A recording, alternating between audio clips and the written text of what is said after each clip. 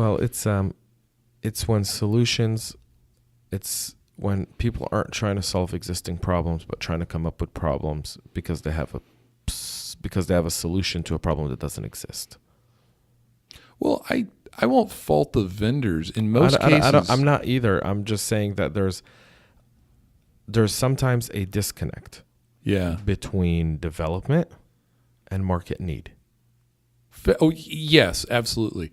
I liken it more, though, to you've got a phenomenal recipe for salsa. Your grandma passed it down to you. That's great. You can whip it up for your friends, no problem. When you suddenly put it in a bottle on the shelf at Walmart, it changes everything.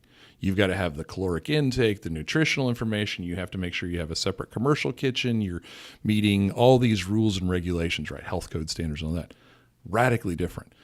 People come up with great salsa recipes of an application to solve a business problem, but they don't think about the packaging and everything else. That's where I limp in the security thing and what happens if someone violates and all that. Great example. That's really where we go right. And you don't fault someone for going, hey, I got a great dip. No, there's nothing. But you're not ready to put it on the shelf at Walmart.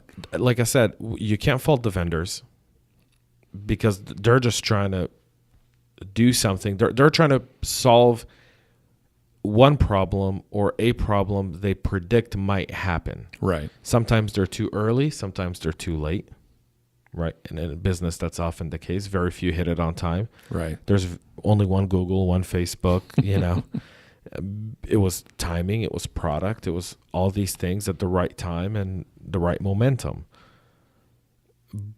But there's still, and I feel it coming from the CIO and CISO community, a disconnect between the R&D and some of the POCs that CISOs and CIOs want to do to what's really happening in development with some of these vendors. Yes. And again, there's that cultural thing, and we'll get into that later, but there's a cultural thing between, kind of like a vendor who sends a sales guy to talk to a CISO, then sending a product person. Mm-hmm. Read a great blog post yesterday. I forgot who it was, but it said, "Why is there a salesperson at my security conference?"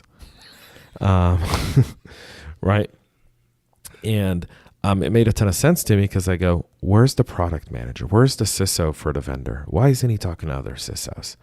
Where's the CTO or the chief development officer? Let's get those guys in there. Let's have them talk to the CISO. So what are you really going through? What are your problems? And if you hear it from 4 or 5 people, there's a market for it. Go get it. Go get it done. A lot of times that's not the case in developing a product. I don't know what it used to be like long ago before I got into the professional world, but I will definitely say I think it's getting worse where vendors are simply going, we've developed this product. Does this work for you? The CyberHub Engage podcast is brought to you by CyberHub Summit. CyberHub Summit is the leading executive cybersecurity education forum hosting their 2nd annual event in Atlanta, Georgia on October 10th. You can find out more at cyberhubsummit.com.